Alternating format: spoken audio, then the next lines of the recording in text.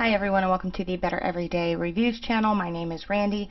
So today I wanted to talk about this documentary I watched the other day, which is, as you can see from this box, One Child Nation. And I have it typed out so I don't lose my train of thought and forget what I had wanted to say. So if you see me looking right here, it's because I have words right here, because the last time I tried to do one of these, I just kind of decided to wing it, and it wasn't that great. So anyway, so let's talk about One Child Nation. Until this past week, I had not heard of China's one-child policy. If it matters, my schooling through graduation included public school, private school, and some homeschool during my elementary years. After graduating from high school, I went off to college. I lived on campus. I learned a lot of things during those years, as well as during my years at other colleges after that. And I'm now in a doctoral program.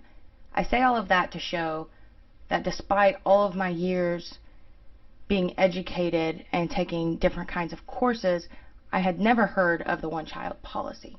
So for those of you who don't know, China had a one-child policy for 25 years. The documentary, called One Child Nation, is available on Amazon Prime. It's about 90 minutes long and does show some pretty heartbreaking images. In the documentary, the narrator, or the main person, is a woman named Nan Fu, and I apologize if I'm pronouncing that wrong. She said that she had moved to the United States about 6 years before becoming a mother herself. When she was growing up in China, the one-child policy didn't seem unusual because it was the policy that everyone was held to. Also, for those who do not know, China is a communist country, and citizens are, in a way, fed stories and ideas from the government. The government controls the television there. Chinese citizens cannot simply go to Google and find information if that specific information is not allowed by the Chinese government. I'll be honest, I'm still learning about how things work in China myself. In fact, it's been within the last 6 months that I've began to learn about how things differ between my life in the United States and the lives of those in China. There's actually a YouTube creator whose channel is called Gothics that piqued my interest in the country. Anyway, back to the documentary. The woman who narrates the documentary also interviews several people inside and outside of China. One of the first interviews in the documentary is that of her own family. Because Nan Fu lived in a more rural village, her family was allowed to have a second child after 5 years. When Nan Fu's mother was in labor with Nan Fu's younger sibling, Nan Fu's grandmother said that if the baby was another girl, they were going to put it in a basket and abandon it.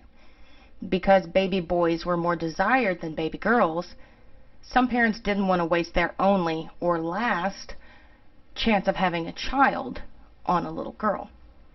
Abandoned babies would often be left in baskets or boxes. They were seen on roadsides, in markets, and other places. People passing by could see bug bites on their faces after a day or two, and eventually the abandoned babies usually starved to death. This, to me, is unimaginable. In the documentary, Nan Fu also interviews people who had worked for the family planning services in China. These people discuss how women were brought in, often restrained, and would then receive forced abortions. Babies that were born alive during the forced abortion were then killed, and these forced abortions would go all the way up to 9 months pregnant. During the one-child policy, once people had their one child, they were then required to become sterilized. Those who refused would have their homes burned down, belongings taken, etc. And again, everything I'm saying right now is stuff that is what I've learned from the documentary, or verifying things on the documentary through my own research. After China became part of an international adoption organization, some citizens would take abandoned babies to orphanages. So like someone just, a random person, not the person who actually is a parent of the baby, but someone who finds a baby on the roadside, for example, may take that baby then to the orphanage, because I think it was 93, I may be wrong on that, I don't remember for sure, but let's say 1993, China joined the International Adoption Agency, so that then at that point, babies could find homes outside of China. So some citizens would start picking up abandoned babies if they saw them, and if the citizen was one who would do that, and take it to the orphanage. So one of these people that would take babies to orphanages is interviewed, and they note that they received about $200 for each baby that they brought in. So Nanfu interviews someone who collects abandoned babies, takes them to the orphanage, and the orphanage pays that person $200 for every abandoned baby that they turn in. Or every baby, whether it was abandoned or maybe a family voluntarily gave them that baby because they wanted to try again, for a boy. The orphanages were owned by the Chinese government. These orphanages would then turn around and offer these babies that have been turned in, they would offer these babies for adoption for a price of $10,000 to $30,000. So the orphanage just paid somebody $200 for this baby, and then now the person adopting that baby is going to pay $10,000 to $30,000 to adopt this child who is abandoned. Never mind, I'm about to go off. So let me stick to what I have. One of the people interviewed by Nanfu states that some of the children that the orphanage sent out for adoption weren't abandoned at all. They had been forcibly taken from their homes by the Chinese government. A young girl in the documentary has a twin somewhere in the United States. Excuse me, I'm sorry. A young girl in the documentary has a twin somewhere in the United States that was taken from her home in this way.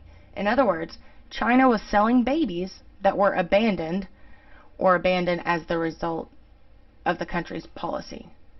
So babies were abandoned because of the policy that was there, or taken. And I don't think that was a super common thing, maybe not, but the documentary doesn't seem like that. But China's kind of getting a profit off of this whole situation. Anyway, back to the script. There is so much more in the documentary. I found it to be extremely enlightening, heartbreaking, and shocking. Whether or not you are familiar with the policy, I definitely recommend watching it. So I guess that's all that I typed out. Hopefully I covered everything. The 90 minutes was worth the time. There's so much. Even if I had gotten on Google and researched and just did it all myself, looking into One Child Nation policy, I don't think I could have gotten the same experience and the same understanding as I could have from this documentary, because you can actually see interviews with people from different sides of the aisle. There are interviews with people who work for the Chinese government or did with family planning services. Some of them said that they did nothing wrong and they would do it again because it was the policy. You're able to see interviews with parents of children that have been abandoned. It's just it's a deep in-depth. It's just a different kind of approach, or a different look, different perspective. But I appreciate it. I'm grateful that they took the time to make this and that Amazon published it. I'm going to put a link under this video that will directly take you to One Child Nation on Amazon. If you have Amazon Prime, it's free to you. If you don't have Amazon Prime, I'm not sure how much they charge to rent it. But I'm very glad I watched it, and I'm grateful to those who took the time to make it.